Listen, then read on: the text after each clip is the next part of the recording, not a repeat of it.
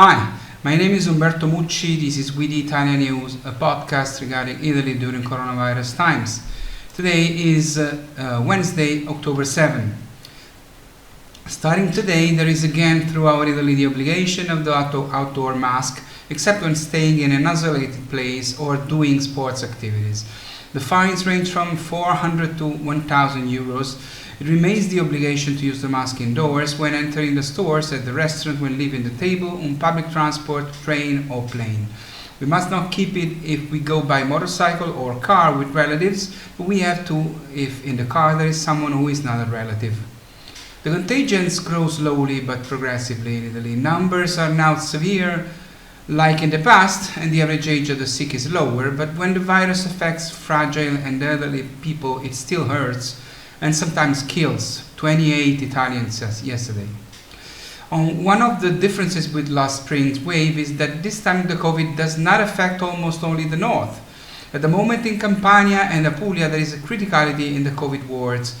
In the south the virus has circulated little in the past, there are many elderly people and a weak healthcare system. There is a real lockdown risk in the south of Italy. In the north we cannot speak of herd immunity, but at the moment there is more resistance. Here in Italy we are proud of the compliments that the world press has made to our country for how we managed the virus, but the problems are not few, and as often the problem is in Italian bureaucracy most of all.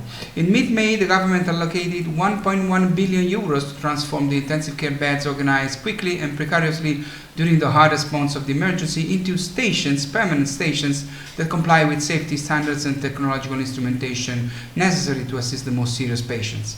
It's October, and since May nothing happened, and while the government and the regions continue to argue about who should do what, not a single construction site has opened throughout Italy, and the same is true for the purchase of the technologies needed to make the intensive care beds work, while the pressure on our hospitals, albeit slowly, rises. Another problem is that resuscitator and anesthetists are in short supply on the Italian market due to the usual programming errors in university specialist training. According to a recent research in Italy, the fear of contagion has tripled the mortality rate for heart attacks. The causes range from the lack of treatment, since the reduction in hospitalizations was 60%, to delays. It is a very big problem since cardiovascular diseases, which obviously do not concern only heart attacks, in Italy cause about 260,000 deaths every year, 40% of the total deaths that occur every year in Italy. If this trend continues in 2020, we will have more deaths from heart attacks than COVID-19. An Italian professor is for the first time among the 10 best professors in the world. Carlo Mazzone, 55 years old, professor of computer science in Benevento in Campania, is the first Italian to reach the 10 finalists who will try to win the Global Teacher Prize. The prize, now in its 6th edition in collaboration with UNESCO, this year saw 12,000 teachers from 140 countries compete for the $1 million to be spent on projects for their schools. When he was young, Mazzone was considered the black sheep of the house. Son and brother of teachers, principals, Greek and Latin lovers, he disdained the humanities. He wanted to be a scientist. He loved electronics, so much so that he secretly enrolled in the most important private Italian school of electronics, reading the files on the sly, like forbidden newspapers.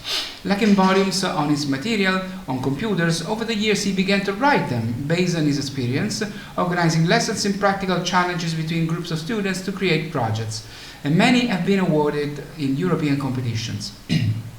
Professor Mazzone said, "I would like to use the money to help students become entrepreneurs on their own, to combat the school dropout that is dramatic, especially in the south. Because for every student who drops out of school, you lose a piece of future." Now, talking about the future, please save the date. Monday, October 12, we will organize the first online Columbus Day ever, linking together Italy and the United States in celebrating the great Italian hero of the past. It will be broadcast on our social media channels, so on YouTube or on Facebook Live or on Instagram. Connect at 3 p.m. Eastern Time Zone, 2 p.m. Central Time Zone, 1 p.m. Mountain Time Zone, noon Pacific Time Zone, or if you're in Italy at 9 p.m. in the night, Monday, October 12, Columbus Day 2020, the first online ever linking Italy and the United States. It's all for now, it's all for today. Please stay safe and stay healthy. Take care of yourselves. My name is Umberto Mucci. This was We the ItaliaNews. I'll see you on Friday.